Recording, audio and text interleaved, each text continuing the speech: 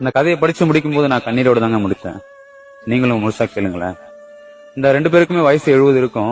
தள்ளாடி தள்ளாடி நடந்து போயிட்டு இருக்காங்க. எங்க போறான்னு பார்த்தாக்கா ஹாஸ்பிட்டலுக்குங்க. என்ன ஆச்சுனாக்கா அந்த பாட்டிக்கு உடம்பு சரியில்லையா. அந்த பாட்டியோட கையை பிடிச்சிக்கிட்டு இவர் பொறுமையா நடந்து போயிட்டு இருக்காரு.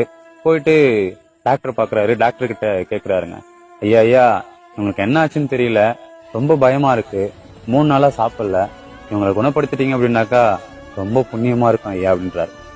அந்த டாக்டர் சொல்றாரு, கவலைப்படாதீங்க, குணப்படுத்திடுவோம்னு சொல்றாருங்க. அதுக்கப்புறம் கூட்டு போய் செக் பண்றாங்க. அவங்களுக்கு சுகரு, கொலஸ்ட்ரால், பிபி எதுவுமே இல்லைங்க, நார்மலா இருக்கிறாங்க.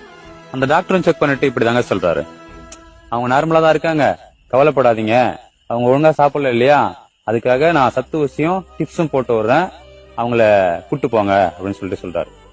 உடனே அந்த பாட்டி, ஐயா அப்பனா அவருக்கும் ஒரு பாட்டில் போட்டு விடுங்க அப்படின்னு சொல்லி கேட்கறாங்க. ஏன் அவருக்கும் உடம்பு சரியில்லையா?